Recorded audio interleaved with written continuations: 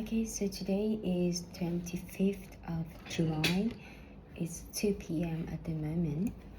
So I couldn't really get a nap this afternoon, so I decided to do this video right now, just not to kill time by just keep scrolling TikTok or Facebook. So let's get it.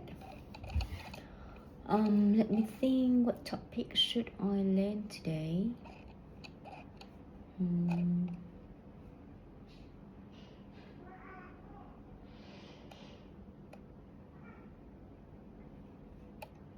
Maybe a BBC World Service one. There are some interesting topics that I would really like to learn.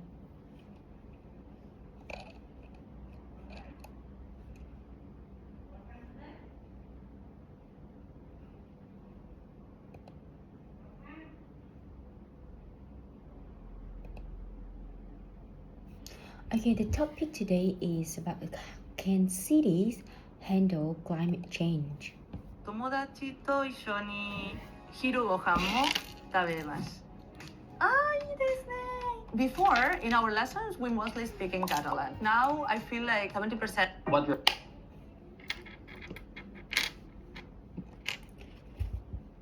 People to be added. Okay, let's start.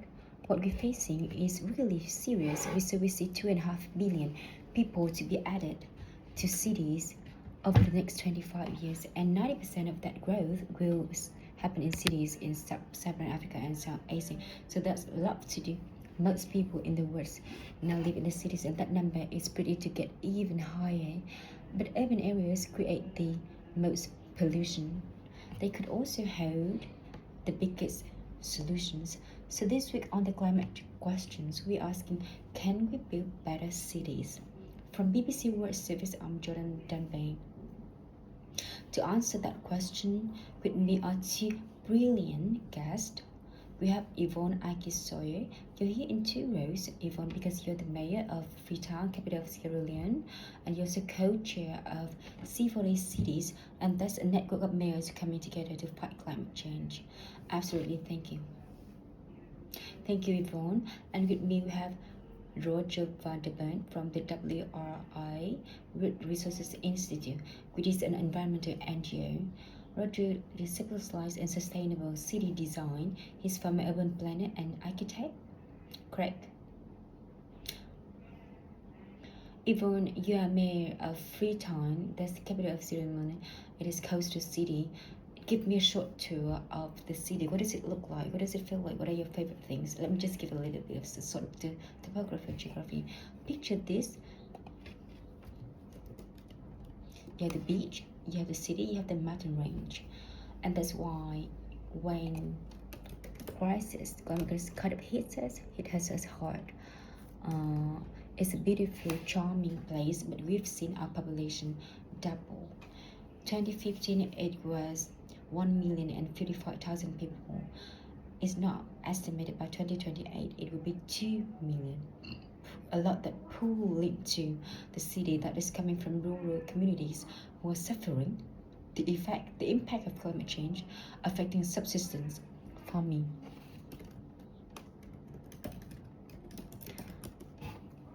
The mountains were green, the rivers, they were stream flowing down to the oceans. So much of that has been lost. I often joke and say, we're probably the city where residents can tell you more about the climate change than most, because it's impacting them.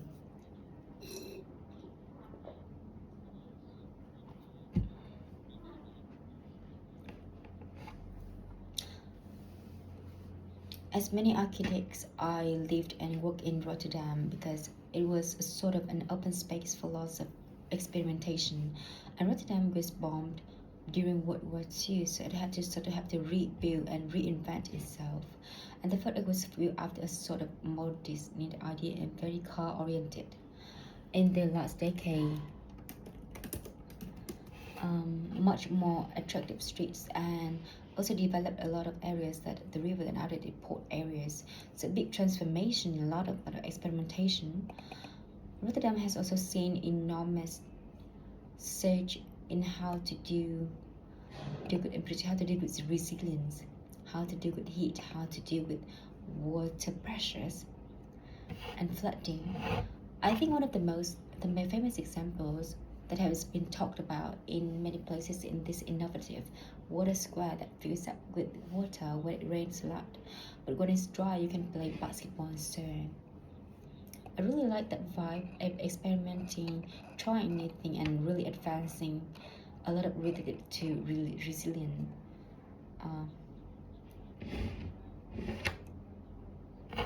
president, prime minister, and the big international negotiations. What I'm really interested in is the city level. What are they capable of? More than half of us around the world, according to the World Bank, now live in urban areas. The UN predicts that 7 billion of us will be urban dwellers by 2050s. And it's not just where we live, it is where we work, jobs and opportunities. What makes cities create 80% of global GDP from. And on the climate change side, urban areas produce roughly 70% of greenhouse gas emissions responsible for warming the planet. Roger, when people look around towns and cities, what are they seeing that responsible for the rest? Kind of talk us through where they're coming from. The building sectors. I mean, we need cooling, we need heating, and we don't do that on a very energy efficient way. Second is transportation, greenhouse gas from combustion engines, and then this one maybe we could talk about a little bit later about the electrification of transportation. And then we have the material and waste. These are the kind of.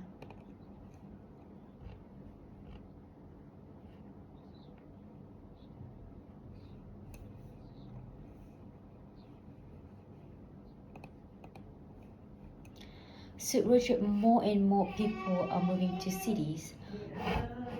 Yeah, the cities haven't built yet. The people will be living in by 2050, and there will be new bits of cities as well. Is this danger that they activate from urban planning background that we will change the way we build them? We're looking in these bad habits. We're looking these emissions for decades to come. Yeah, totally right. I mean, this is a real danger. And because we tend to think the 50s, we tend to be cities very car-oriented. The reality of proximity and luckily great cities such as Paris under the leadership of it has shown that you can create much more workable, much more city-based benefits. Proximity, much more human and people-centered perspective. Can you create a small-scale infrastructure, better walkability, smaller neighborhoods with parks, and that doesn't have to be more expensive, but it creates a lot of opportunities for reducing greenhouse emissions because we talk about the electrification of transport these days, but actually the best way to reduce emission is proximity because and to have options for public transportation. I think just the kind of thing that we're facing is serious that we see 2.5 billion people to be added to cities over the next 25 years. 90% of the growth will happen in cities in South Africa and South Asia. So that's a lot to do. I need to make sure that you come with innovative ideas, that many of them are very practical solutions to bring it better neighborhoods for people to live in. Different parts of the world, but I think it's something else that we need to be conscious of. This isn't a homogeneous situation. The emitters are predominantly in the industrialized West. The impact is predominantly in global south. There's something as well. And much as of us say is local solutions for a global problem. Examples: Medellin, green corridors, literally kilometers of trees alongside roads. And we have in Copenhagen, cycling lanes, huge investment in reducing. So we should talk about proximity, but that also comes with what is the most.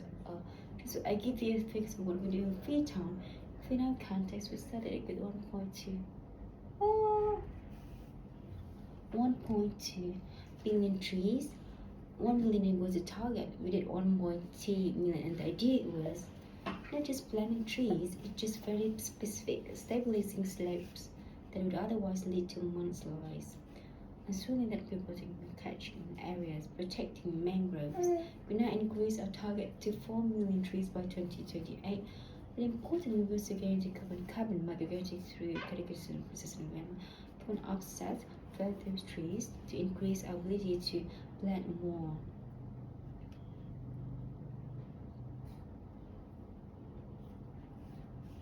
I'll pay in huge and certain amount of time to stick there. And what's also important to remember when it comes to nature-based solution, this is something you hear more and more, and this is happening all over the world in so many cities. For example, we're bringing in multi-dimensional solution. We have markets that are producing waste, organic waste.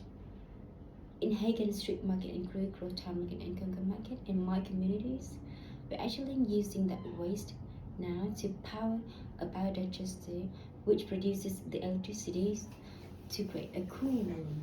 So instead of just leaking methane into the atmosphere and being waste. And more important, instead of using that the flood is fossil fuel, we use it using it from the organic waste that is being created. And that is going to be cold room, which is helping women to keep their produce cool. And that would otherwise, a cold room would otherwise be powered by a generator. That we have a very, very simple, small level. 10,000 women just offered an insurance policy. 60% of our traders, of our work population are work outdoors in the informal sector. You have sitting under the sun. With the heat rising the way it is, that's health issues for them. It is economic as produce get destroyed. With the heat, the insurance policy says, okay, small contribution, if the temperature is right to set the saline, you actually placed the produce you've lost. But in the background, we're increasing access to cooling for them, building market shade covers. So these are practical solutions of adaptation, and then we have got to them. But coming on to mitigation, Freetown, we've just completed a little while ago now a feasible study to introduce a cable car, something Medellin did in Colombia. And this is one of the advantages of city networks, sharing ideas, but from replacing heating systems with geothermal system are being done in Warsaw to having gardens, community food gardens for food security while winning done in Kazan City. The examples of city leadership in coming into the space are the cool benefits. One thing do many things, but very important is also creating jobs. This is something that has been raised. We couldn't have time for green, but we see jobs. No, these are green jobs. Green jobs, appointment for sustainable and economically.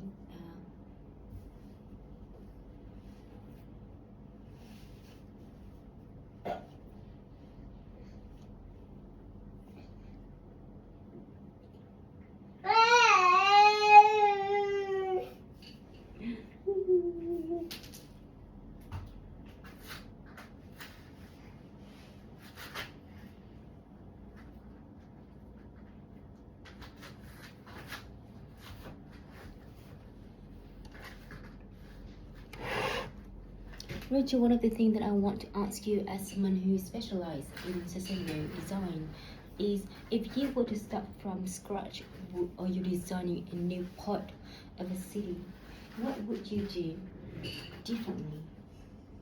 Well, I mean, what I first to lay out a very simple, basic and fine-grained mesh of streets, not roads and trunk infrastructure, a good mesh of street. Very interesting too. When I said this, when we work too with mayor, often the opposition is saying yes, we're going to do this is how they still work these days. The biggest real estate is Manhattan, and because the block size, the size of the blocks where you can build your building relatively small for match up street into street create space for tree shape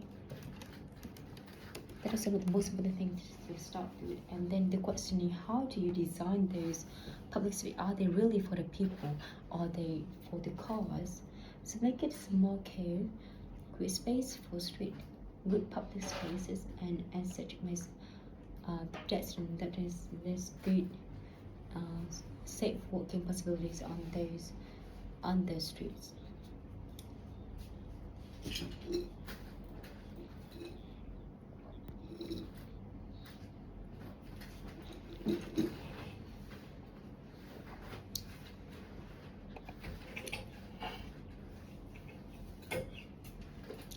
No, I mean if you sprawl, that means you kind of travel much more from one place to another. It also means that the upfront cost in investing in infrastructure is super high. Exactly, so you need to kind of bring in all those infrastructure for the users. This is why you create if you more compact cities where people more like closer together in higher density. You can really have the great economic opportunities. And it's get much better access to services because if you are moving to a city, you want to get the benefits of the city.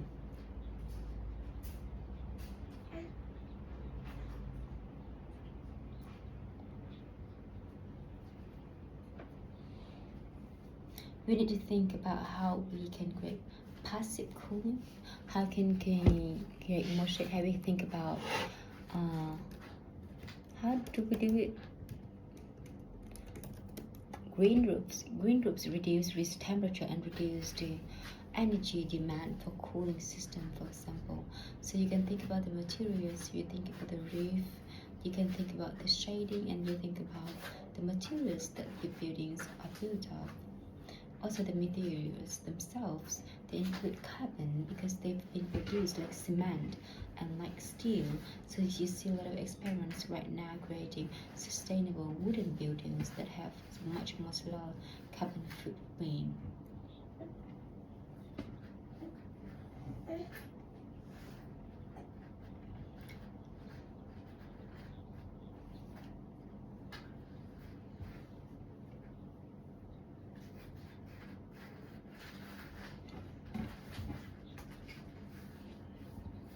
So let's just understand there are cities that blends and the city blend. The reason for that is very often political.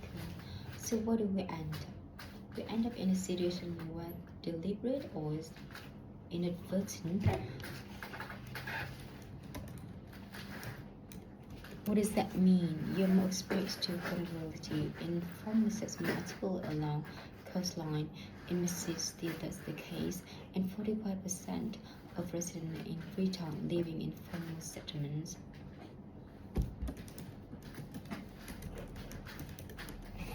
Even more vulnerability. Many of the housing structures actually are made of concrete iron. You may have seen this in pictures, in documentaries, and so on. But can you imagine what it feels like living in a structure in the heat that is made of the concrete?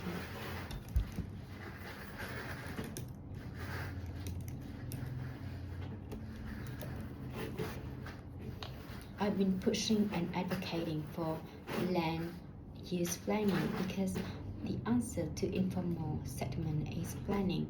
This is subnational level, the mayors, the governors, the cities, the regions, but sometimes we have a little bit of challenge in terms of where money is set because even you have a low resource structure, you have better opportunities to bring in cooling in the design. The closer the structures are the hotter it is, the less chance you have of being able to get waste out. So it is really a problem compounding onto problems, and certainly there are hundreds of thousands of millions of informal settlement dwellers around the world, particularly in the developing most Nicholas Civil South. This climate crisis, from flooding to heat, they are among the most vulnerable, impacted, the least supported.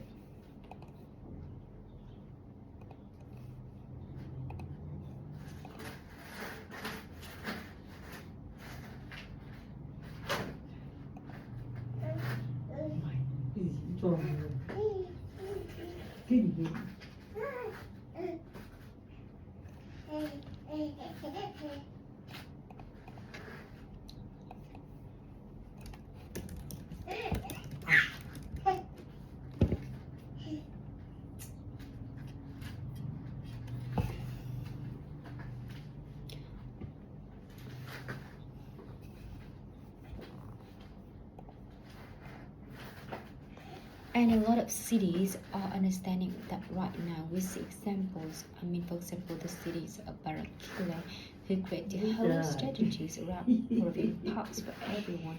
But then within 5 minutes, this is their homes. We also see great examples in Indian cities of Bangalore, where Money City, some of team and other partners, space for water and water management. This need to be kind of an integral part of city management. But the good thing is that the people in the city, they love it. They love it. There's nothing better to live in the city where you can reclean, you can have shade, you can see green spaces in our billboards, and when you have the colors when you put them to a pot. At the same time, that's the climate change. And that should be the order in order for mayors to kind of share what nature can do for the people in the city. I just want to comment on that because something that's also necessary is for that mindset to change. Richard talks about the way Richard runs for cars. For many women, they plan to go and work. In African cities, aspiration for to own a car. It gives you freedom personally. British is that I have arrived. So when you're talking about getting people into public transport, you still need to be thinking about how does that mindset change, shift? Because obviously, like the fossil, the motor car industry is very good at promoting the powers that comes with the ownership of the vehicle. That's something that we need to work on and work with. On a really practical level, that's something that you might find art. It's also that not everybody sort of grows up with access to a bicycle. So one of the things that we're doing is that creating a bicycle sort of learning, giving children the opportunity to learn to ride a bike. If others can't ride a bike, you can't really say move on to riding a bikes. From perspective a shifting culture. So it's understanding the context differs, and then I'll give the last one, which is the 82% of cooking fuel from Freetown is wood or charcoal. It is 2% because we don't have gas. And people can't afford electricity, so using wood, and that is also put enormous pressure on our forest landscape.